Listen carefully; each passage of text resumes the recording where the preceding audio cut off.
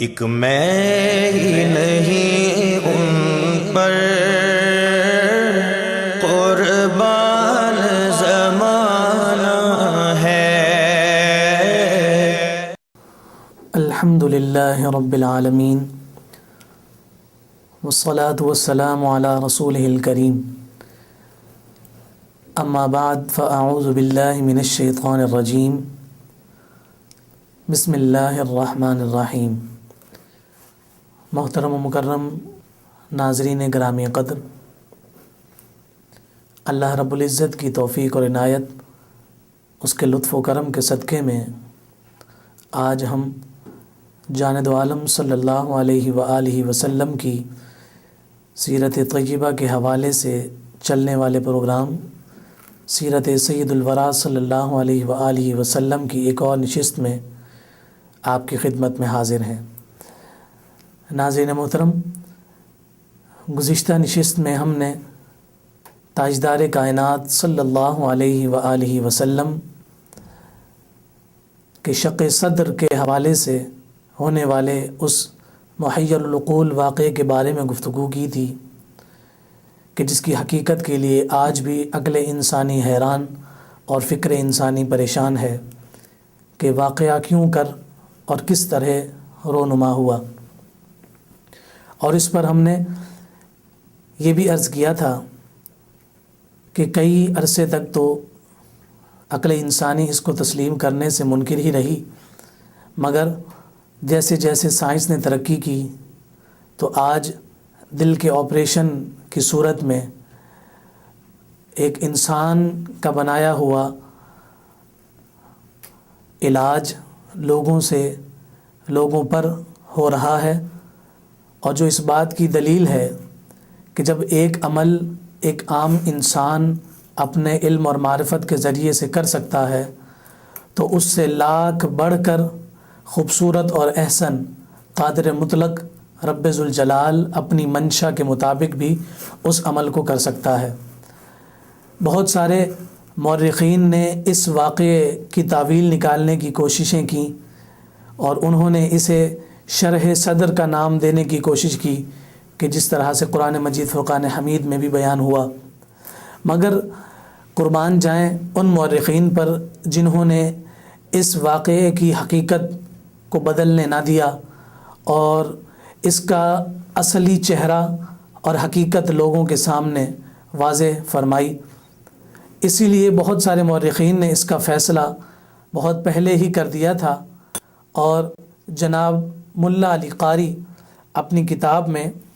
اس بارے میں یوں رقم تراز ہیں کہ وَهَذَا الْحَدِيثُ وَأَمْثَالُهُ مِمَّا يَجِبُ فِيهِ التَّسْلِيمُ وَلَا يُتَعَرَّضُ لَهُ بِتَأْوِيلِ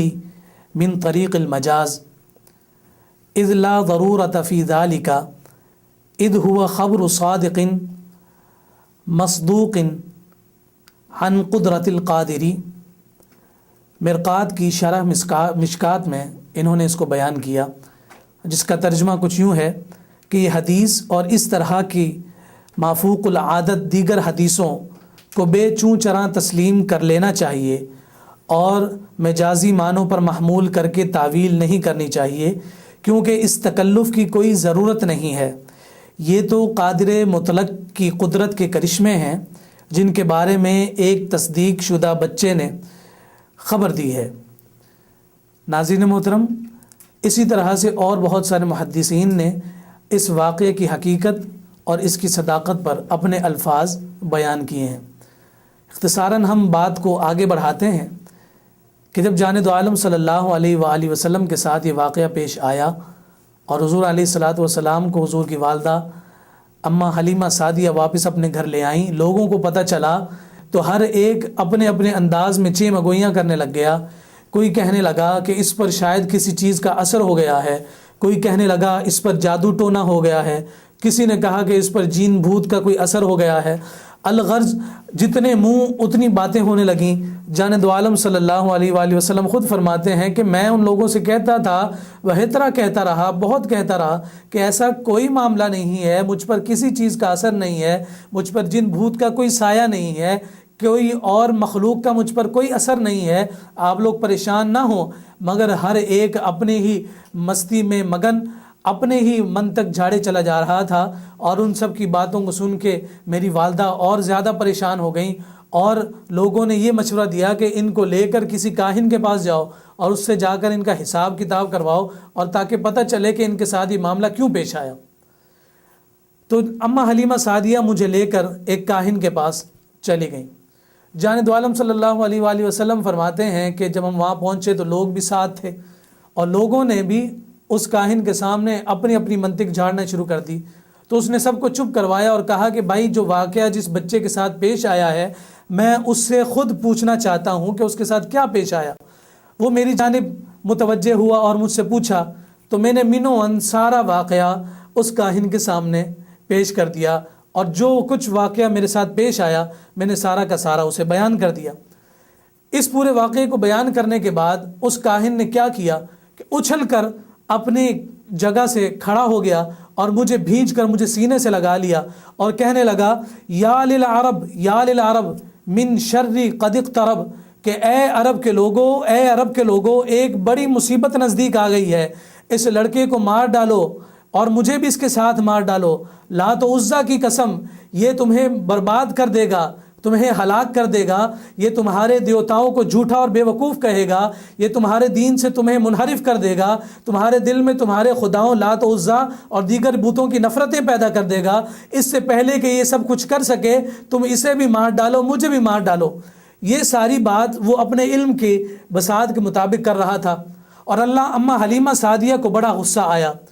جناب محمد رسول اللہ صلی اللہ علیہ وآلہ وسلم فرماتے ہیں کہ جب اماں جی نے یہ سارا واقعہ اور یہ ساری اس کی بکواس اس کے منہ سے سنی تو بڑا غصہ آیا، اور وہ خوب جی بھر کے اس کی لتیں لی کہ تجھے اور کوئی نہیں ملا تھا ایسی باتیں کرنے کے لیے جو تو میرے بیٹے کے خلاف کرتا پھر رہا ہے۔ اور جان دو عالم صلی اللہ علیہ وآلہ وسلم فرماتے ہیں اماں حلیمہ نے اس سے مجھے لیا، اپنے سینے کے ساتھ لگا لیا، مجھے بوسہ دینے لگی، اور اس کو لعنت ملامت کرتے ہوئے دوسرے اپنے قبیلے کے لوگوں کے ساتھ واپس تشریف لے آئیں۔ محمد رسول اللہ صلی اللہ علیہ وآلہ وسلم فرماتے ہیں کہ اماں حلیمہ سعدیہ جب مجھے واپس لے کر آ گئیں تو بڑی پریشان رہنے لگیں۔ کچھ دن گزرے تو والد محترم جناب حارث نے رضی اللہ تعالیٰ عنہ نے اماں حلیمہ سعدیہ سے کہا کہ مجھے ڈر ہے کہ کسی ہمارے حاسد گھر نے ہمارے اس بچے پر کوئی جادو ٹونا کر دیا ہے، جس کی وجہ سے یہ معاملہ بھی پیش آیا۔ مجھے ڈر ہے کہ یہاں پر رہتے ہوئے سے کوئی اور شر نہ پہنچ جائے، کوئی اور نقصان نہ پہنچ جائے، اور کوئی اور واقعہ پیش نہ آ جائے، تو بہتر یہی ہے کہ ہم اس امانت کو واپس اس کے والدین تک پہنچا دیں تاکہ ہمارا بھی نام رہ جائے اور یہ ہمارا بیٹا بھی ہمارے شیاطین کے شر سے اور حاسدین کے حسد سے محفوظ رہے۔ اماں حلیمہ سعدیہ بڑی چاہت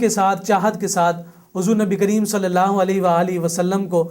اماں آمنہ سے واپس لے کر آئی تھیں، اور یہ کسی بھی صورت میں نہیں چاہتی تھی کہ ایسا ہو، مگر چونکہ ایک ویلڈ ریزن جو ہے جناب حارث نے بیان کر دیا تھا تو اماں حلیمہ سعدیہ بھی ان کی بات ماننے کو تیار ہو گئیں۔ اماں حلیمہ سعدیہ دل کو تسلی دیتے ہوئے اور اس غمگین دل کو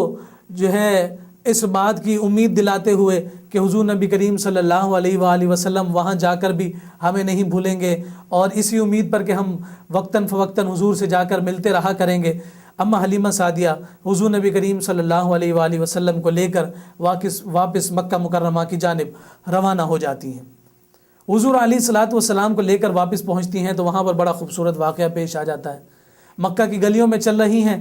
جیسا کہ ہم نے پہلے بھی عرض کیا تھا کہ مکہ شہر تجارت کا مرکز سمجھا جاتا تھا، دنیا بھر سے یہاں پر تجارت کرنے کے لیے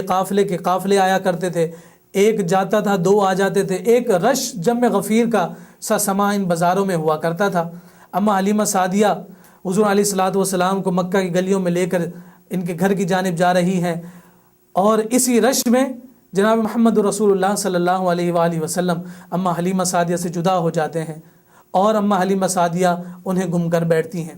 بڑی پریشان ہوتی ہیں کہ یہ کیا ماجرا پیش آ گیا، میں تو بڑی مشکلوں سے بچا کر حاسدین کے حسد سے اپنے بیٹے کو یہاں لے آئی، اور اب انہی کے شہر میں آ کر میرا بیٹا مجھ سے جدا ہو گیا ہے، میں جناب آمنہ کو کیا جواب دوں گی، حضور کے دادا کو کیا جواب دوں گی۔ بڑی پریشان ہیں، جناب عبد المطلب کی خدمت میں حاضر ہوتی ہیں اور ان سے سارا ماجرا بیان کرتی ہیں کہ میں لے کر آئی ہوں اور آپ کا پوتا گلی میں کہیں گم ہو گیا ہے اور میں ڈھونڈ ڈھونڈ کر تھک گئی ہوں، مجھے نہیں مل رہے۔ جناب عبد المطلب بھی پریشان ہو جاتے ہیں اور جناب عبد المطلب اور لوگوں کو جمع کرتے ہیں اور سارے کے سارے تلاش میں نکل پڑتے ہیں۔ اور اس حالت میں جناب عبد المطلب کعبۃ اللہ جاتے ہیں اور کعبۃ اللہ میں کھڑے ہو کر، حرم کعبہ میں کھڑے ہو کر ایک منظوم اشعار پڑھتے ہیں اور جس کے اندر وہ اللہ رب العزت سے اپنے پوتے کے ملنے کی دعا کر رہے ہوتے۔ بڑے خوبصورت جملے ہیں، وہاں کھڑے ہو کر وہ اس انداز میں خدا سے مخاطب ہیں کہ لاہم انا راکبی محمدا ادہ الیہ واصطنع عندی یدا لا یبعد الدہر بہ فیبعدا انت الذی سمیتہ محمدا۔ الہی میرے کندھوں پر سواری کرنے والے محمد کو لوٹا دے اور مجھ پر احسان فرما دے، کہیں ایسا نہ ہو کہ زمانہ اس کو مجھ سے دور کر دے اور وہ مجھ سے بچھڑ جائے۔ پھر کہا الہی تو نے ہی تو اس کا نام محمد صلی اللہ علیہ وآلہ وسلم رکھا ہے۔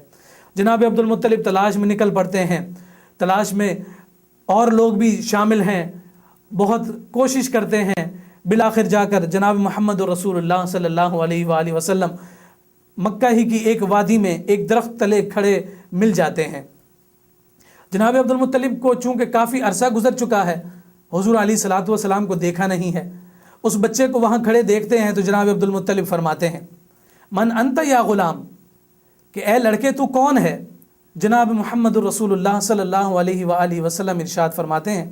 انا محمد بن عبد اللہ بن عبد المطلب۔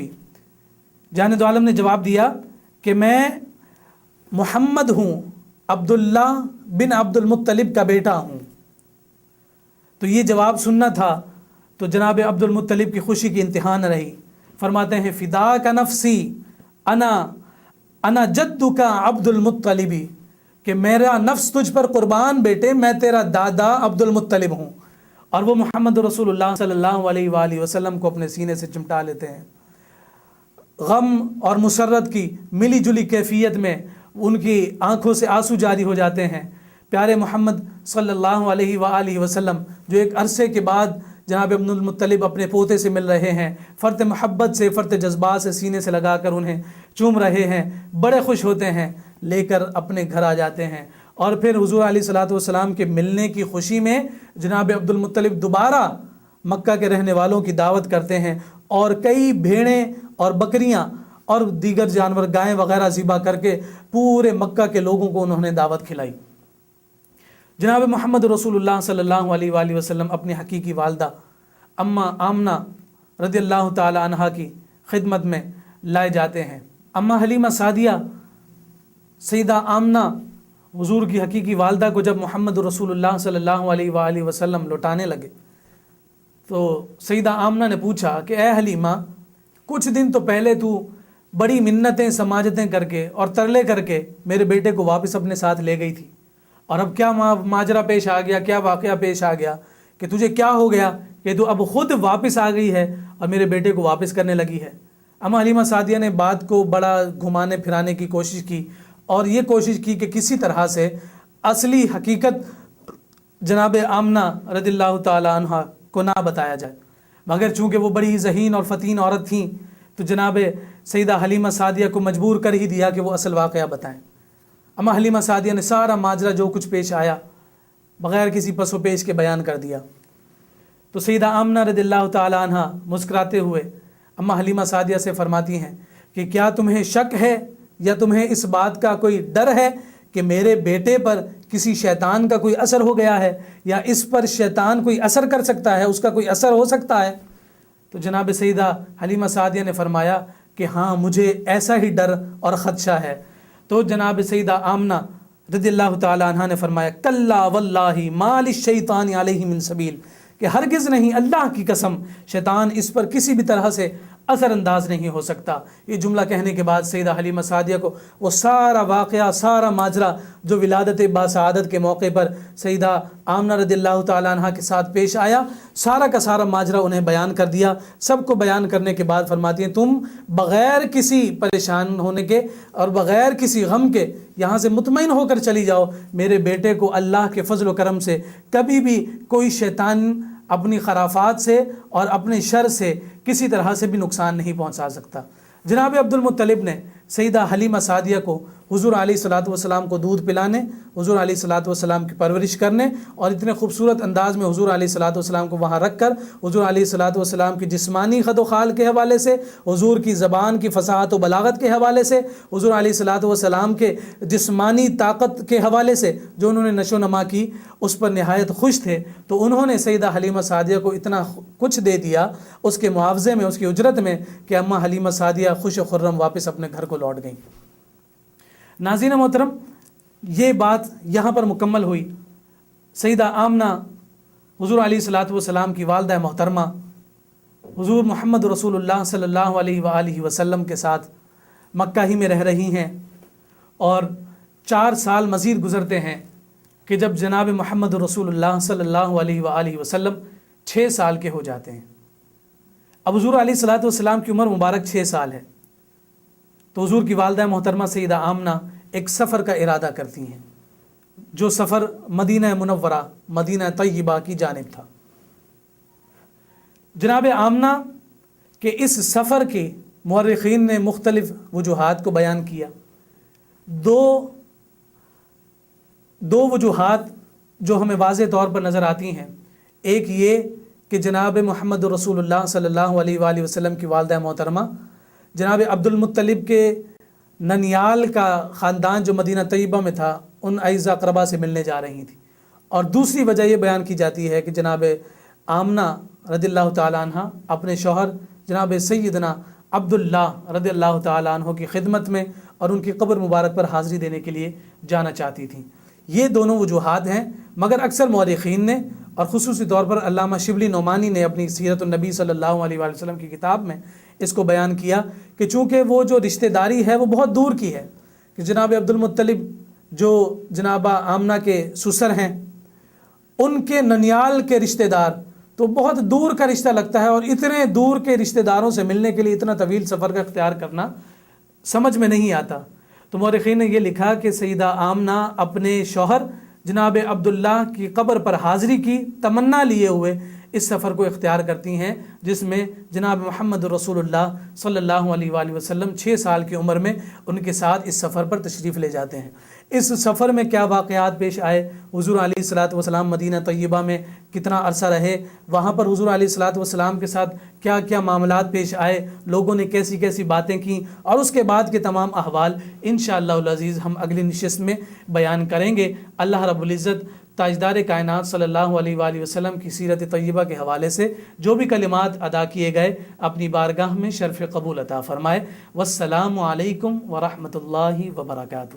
کہ میں ہی نہیں ان پر قربان زمانہ ہے،